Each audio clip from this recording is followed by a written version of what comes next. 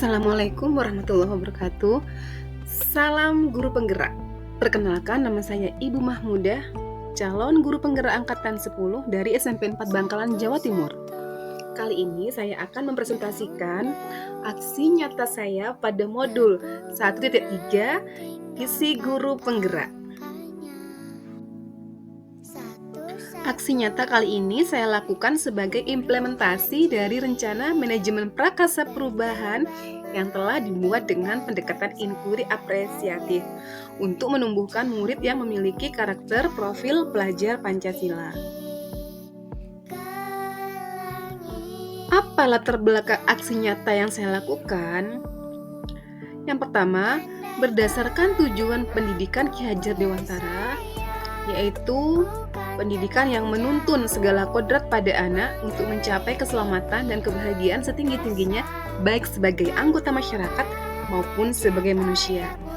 Jadi saya ingin mengimplementasikan dan mewujudkan cita-cita pemikiran dari Ki Hajar Dewantara. Lalu sebagai guru, saya juga berperan untuk menuntun dan menumbuh kembangkan kepemimpinan murid yang memiliki profil pelajar Pancasila, yaitu melalui pengajaran dan pembelajaran yang berpihak pada murid. Jadi sebagai seorang guru, saya punya peran untuk menjadikan murid sebagai subjek pendidikan. Selanjutnya, di zaman sekarang ini yang serba digital, teknologi, maka janganlah kita masih menggunakan pembelajaran yang sifatnya konvensional, yang hanya memberikan ceramah, penugasan yang banyak kepada siswa. Tapi kita harus bisa menjadikan siswa itu sebagai subjek pendidikan, bukan lagi objek pendidikan. Maka saya khususnya dan teman-teman di sekolah saya harus sudah beralih dari pembelajaran yang konvensional ke pembelajaran yang inovatif yang berpihak pada murid.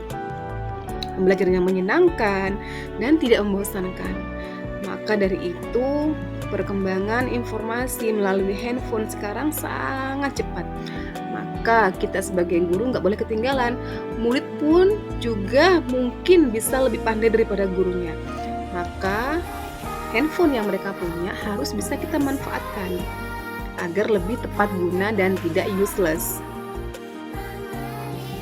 Lalu apa tujuan aksi nyata yang saya lakukan? Yaitu tujuannya untuk mewujudkan siswa yang berkarakter profil pelajar Pancasila, khususnya pada dimensi kreatif, melalui pembelajaran yang inovatif yang berbasis digital.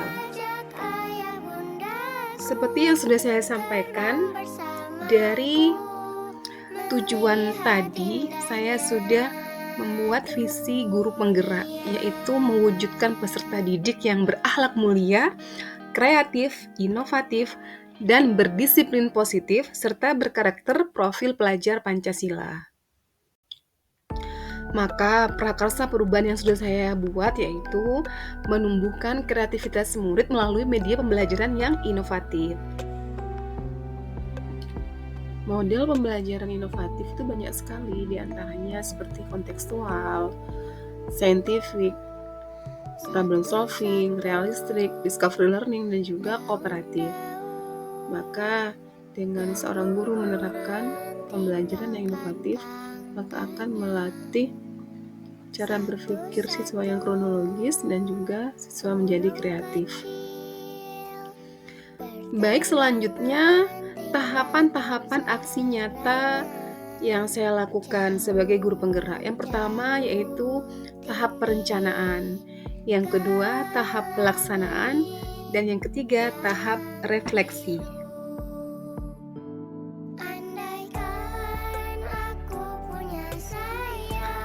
Tahapan yang pertama adalah perencanaan atau persiapan. Maka sebelumnya saya juga sudah meminta izin dan meminta pendapat sharing dengan kepala sekolah akan aksi nyata saya ini, dan juga melakukan koordinasi sosialisasi dengan teman sejawat tentang bagaimana kita menerapkan pengajaran dan pembelajaran yang inovatif dengan menggunakan media berbasis digital, khususnya memanfaatkan segala sarana yang ada di sekolah, termasuk handphone yang dimiliki oleh siswa agar lebih bermanfaat. Yang pertama, saya menyusun rencana pembelajaran yang akan saya lakukan nanti yang berbasis digital. Tentunya saya membuat media pembelajarannya seperti misalnya PPT dan juga modul ajarnya. Saya juga berkonsultasi dengan kepala sekolah meminta saran dan nasihat dari beliau dan pendapat beliau tentang bagaimana menerapkan pembelajaran yang inovatif ini. Alhamdulillah beliau sangat merespon dengan baik dan mendukung apa yang ingin saya lakukan dalam aksi nyata ini. Tak lupa juga saya berdiskusi meminta saran pendapat dari teman-teman sejawat agar kegiatan ini bisa berjalan dengan lancar dan juga bisa memotivasi saya dan juga teman yang lain untuk bisa menerapkan pembelajaran yang inovatif dan menyenangkan yang berbasis digital. Lalu pada tahap berikutnya saya juga mencari profil teman sejawat yang sudah pernah berhasil menerapkan pembelajaran yang menyenangkan dengan menggunakan metode ataupun model dan dunia pembelajaran yang inovatif.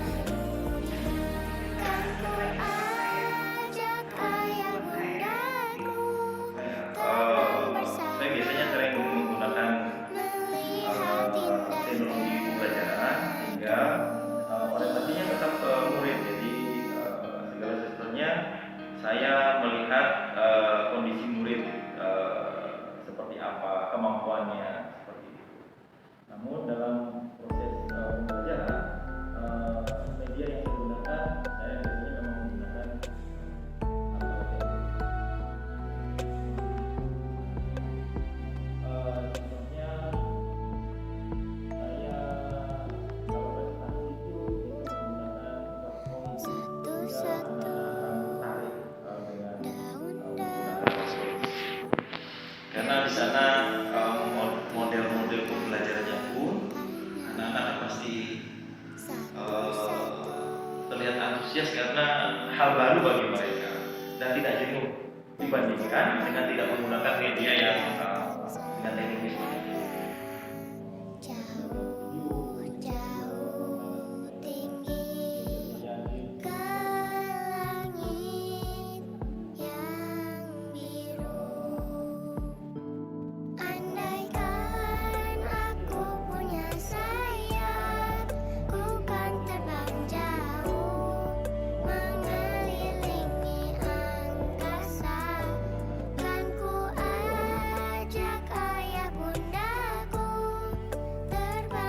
Tahap berikutnya adalah tahap pelaksanaan. Pada tahap ini, peserta didik melakukan kegiatan pembelajaran dengan menggunakan handphone masing-masing secara berkelompok atau pembelajaran secara kooperatif. Lalu, saya memberikan kesempatan mereka, salah satu anggotanya, maju ke depan untuk mempresentasikan apa yang sudah didiskusikan. Tentunya mereka sudah membuatnya di handphone masing-masing. Lalu di akhir saya memberikan tugas kepada mereka secara berkelompok juga, terdiri dari 2 orang, yaitu membuat video dari tugas yang saya sampaikan dengan menggunakan aplikasi seperti Canva ataupun CapCut. Dalam hal ini mereka berkelompok mendiskusikan materi, lalu juga mempresentasikan dan melaksanakan pengerjaan tugas yang saya berikan juga dengan kelompok melalui media Canva ataupun media-media berbasis digital yang lain.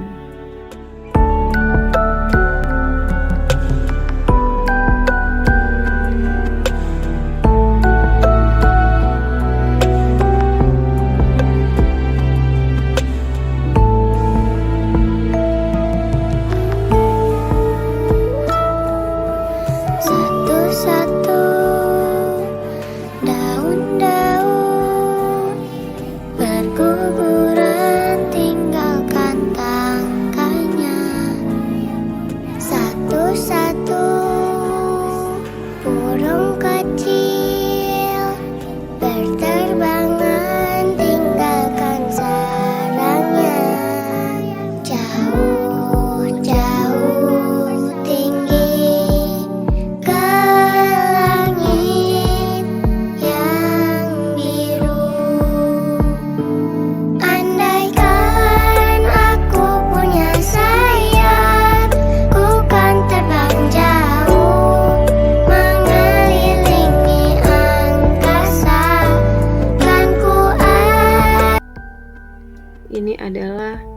proses di mana mereka sedang membuat video ataupun peta konsep dari media Canva. Berikut ini merupakan kumpulan tugas kreatif siswa yang sudah mereka buat melalui media digital seperti Canva ataupun CapCut.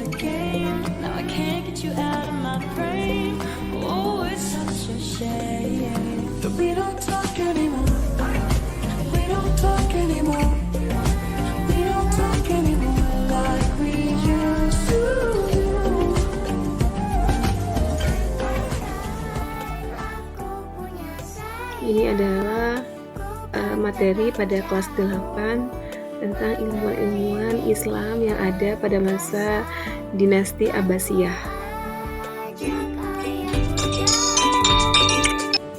Assalamualaikum warahmatullahi wabarakatuh. Puji dan syukur marilah kita panjatkan kehadirat Allah Subhanahu wa Ta'ala atas rahmat dan karunia-Nya kita dapat bertemu di tempat yang berbahagia ini. Hadirin yang saya hormati, dalam kesempatan ini saya akan menyampaikan pidato yang berjudul Tata Krama dalam Kehidupan Sehari-hari. Apakah teman-teman tahu tata krama itu apa? Jadi, tata krama itu adalah aturan berperilaku dan bersikap dalam kehidupan sehari-hari. Assalamualaikum warahmatullahi wabarakatuh. Yang terhormat Kepala Sekolah UPTD SMA Negeri 4 Bangkalan dan yang terhormat Ibu Pengajar Agama Islam yaitu Ibu Mahmudah dan teman-teman yang saya banggakan. Pertama-tama marilah kita panjatkan puji syukur kehadirat Allah Subhanahu wa Ta'ala telah mencurahkan karunia kesehatan kita bisa berkumpul di sini. Pada kesempatan kali ini saya akan menjelaskan tentang hilangnya tata krama dalam jiwa penerus bangsa. Teman-teman yang saya banggakan, tata krama atau adat istiadat yang disebut dengan etika merupakan kebiasaan yang mengatur cara bersikap atau bertingkah laku baik yang menjadi tuntunan masyarakat dan dimanapun, kapanpun dalam hubungan antar manusia yang telah disepakati. Menerapkan tata krama dalam kehidupan sehari-hari itu penting karena dapat menciptakan kedamaian, kebahagiaan, keseleraan, dan keselamatan. Namun, sering terjadinya waktu tata krama yang telah menjadi norma kebiasaan, masyarakat ini semakin memudar, bahkan cenderung diabaikan. Saat ini bangsa Indonesia mengalami kemunduran yang luar biasa dalam bidang tata krama. Banyak pemuda yang tidak tahu cara bersikap dengan secara baik. Selain itu, pembelajaran yang inovatif juga bisa kita aplikasikan dalam asesmen atau penilaian, di mana kita bisa menggunakan asesmen melalui Google Form dan bisa kita gabung dengan aplikasi Ryu Examro, sehingga ujian ini sangat efektif dan efisien, menghemat kertas dan juga menghindari siswa untuk bisa mencontek satu sama lain.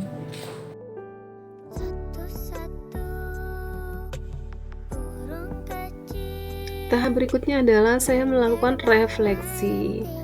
Maka saya berusaha mencari tahu dari aksi nyata pembelajaran inovatif berbasis digital yang sudah saya laksanakan, apa kelebihannya dan apa kekurangannya.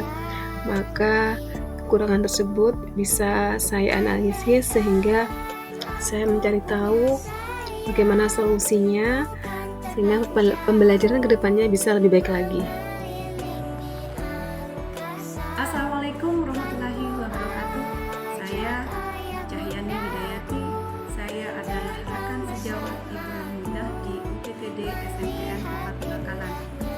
Setelah saya memperhatikan, melihat dengan jelas bagaimana cara Ibu Mahmudah mengajar di kelas, saya sangat apresiatif sekali karena benar-benar Ibu Mahmudah itu memperhatikan kebutuhan murid. Nah, dengan sabarnya dia bisa mewujudkan peserta didik sesuai dengan visinya, ya,